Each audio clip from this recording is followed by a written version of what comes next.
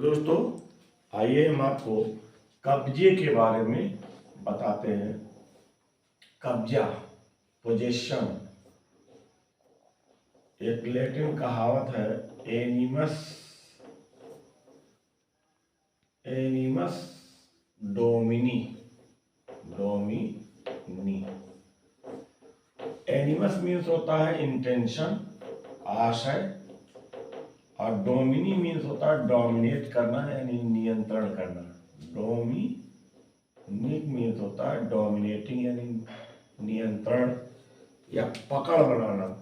इसका मतलब है किसी कार्पस पर, किसी निकाय पर, किसी चीज पर नियंत्रण स्थापित करने की इच्छा होनी चाहिए। इच्छा वर्ड जो है बड़ा ही शास्त्रीय है। विल, डिजायर जो आपकी है वो बड़ी स्वतंत्र है, और इसी स्वतंत्र इच्छा, स्वतंत्रता और स्वतंत्र इच्छा ह्यूमन बीइंग की, इसी की सिक्योरिटी और इसी का प्रोटेक्शन है।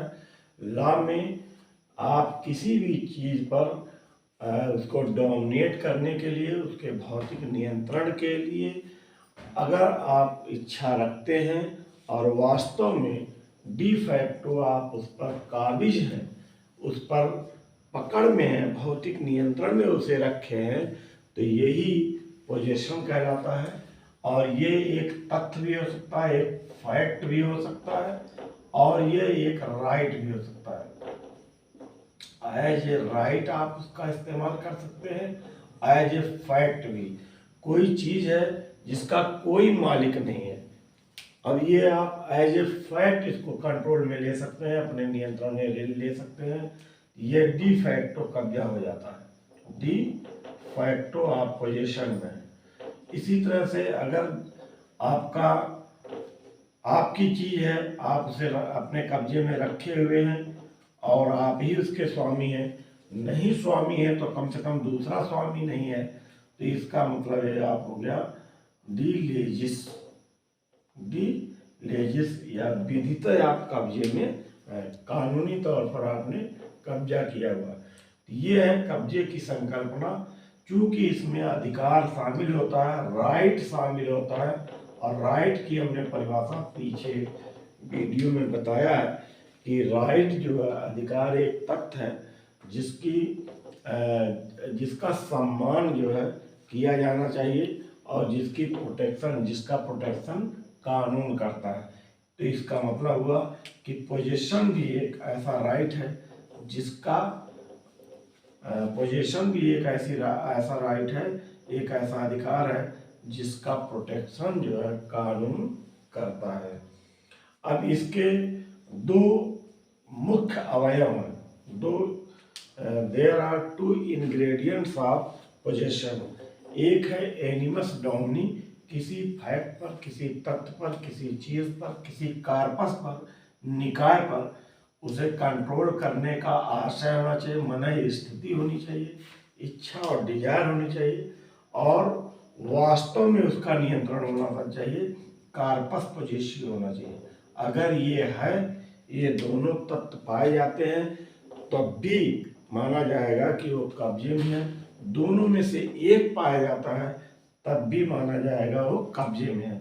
कई बार ऐसा होता है कार्पस यानी जो निकाय है, जो चीज है, जैसे ये पेन एक कार्पस है, ये मैंने खरीदी है, मैंने यहाँ रख दिया या किसी को दे दिया, तो डी फैक्टो कब्जा तो किसी और का है, लेकिन लीगली ये मेरी है और इस पर मेरा पोजीशन माना जाएगा।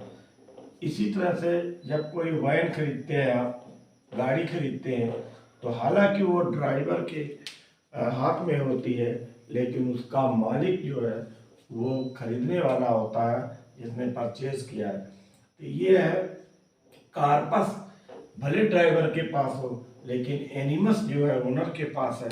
इसी वजह से मैंने बताया कि दोनों तत्व एनिमस और कार्पस पोजेसियो, अगर ये दोनों हैं तब तो द बेस्ट है।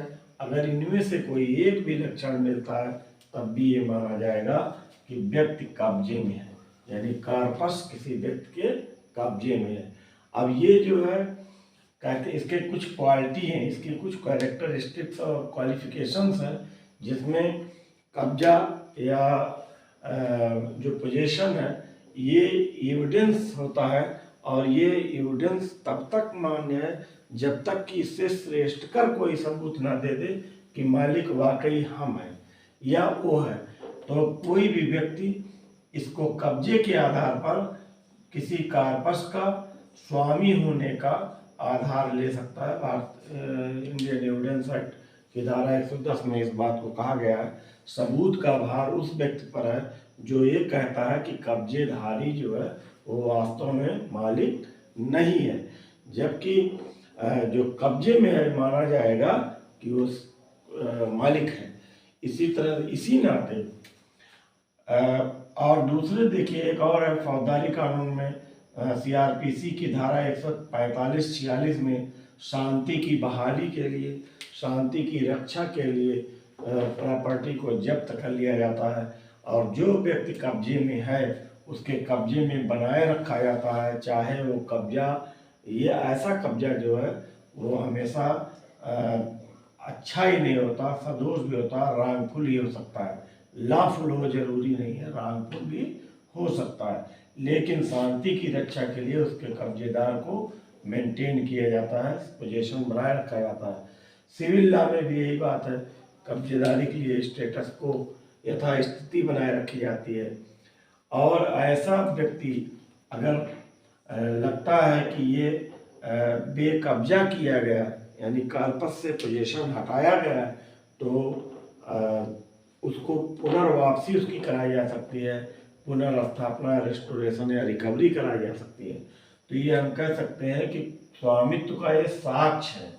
शांति की रक्षा के लिए इसका बड़ा महत्व है। अपराध में भी कई अपराध ऐसे होते हैं जो संपत्ति के विरुद्ध, संपत्ति के और उसके हटाने के विरुद्ध होते हैं, संपत्ति के विरुद्ध होते हैं। ऐसा संपत्ति क्या है? कार्पस है। जैसे चोरी है, चोरी, लूट, डकैती, ये सब कार्पस के विरुद्ध है। ये सब संपत्ति के विरुद्ध में है, और संपत्ति में कब्जा अंतरित किया जाता है। चोरी में संपत्ति कब्जे में से ली जाती है, कब्जे संपत्ति का मालिक हो यह एक्चुअल में जरूरी नहीं है। तो कब्जे की संरक्षा कानून ऐसे करती है, कुछ हमने उदाहरण बताए। कब्जे का लेन देन कैसे हो सकता है, कैसे कोई व्यक्ति कब्जा अंतरित करेगा? इसको टेकिंग के जरिए कब्जा लेकर किया जा सकता है। आमतौर पर ये टीपीए, ट्रांसफर प्रॉपर्टी एक्ट में देखा जाता है। जब जमीनी बिकती हैं, खरीद फरोख्त होती है, तो धारा 54 टीपीए में बताया गया है खरीद फरोख्त के बारे में, विक्रय के बारे में बताया गया, सेल के बारे में। यहाँ कब्जा अंतरण अति आवश्यक है। तो टेकिंग के जरिए, डिलीवरी के जरिए आमतौर पर चल संपत्ति के संबंध में ज़्यादा उपयोगी है कि कोई भी संपत्ति हो, कार्पस हो, जो प्रॉपर्टी हो, जो आप ट्रांसफर करना चाहते हैं, तो डिलीवरी देके, यानी परिधान करके, ये मेरे पास ये कलम है और मैं इसे आपको दे दूँ, यही हैंडओवर करना, परिधान करना ही डिलीवरी है। तीसरा ऑपरेशन ऑफ लॉ। कुछ कब्जे ऐसे होते हैं जो बाय लॉ होते हैं, उनके लॉ के गतिमान होने से या उनके ऑपरेशन से होता है। जैसे वरासत, जो पूर्वज है उसके मृत्यु के पश्चात उसके वारिसान जो है, उनके उत्तराधिकारी जो हैं, उनके ऊपर संपत्ति जो अंतरित होती है, विल है, वसीयत है। ये कानून के गतिमान होने, कानून के एनफोर्स करने से ये अंतरण होता है। तो ऑपरेशन यानी बाय ऑपरेशन ऑफ लॉ कब्जा अंतरित हुआ, डिलीवरी के जरिए ट्रांसफर हुआ, और टेकिंग के जरिए ट्रांसफर होता है। तो ये है हमारा कब्जा। और एक्चुअल में ये एनिमस डोमिनी एक लैटिन शब्द है, इसी को बताने के लिए कब्जा का जानना जरूरी था, इसलिए आज हमने कब्जे के बारे में बताया। तो थैंक यू। नेक्स्ट टाइम एक नए सब्जेक्ट के साथ आपसे फिर मुलाकात होगी।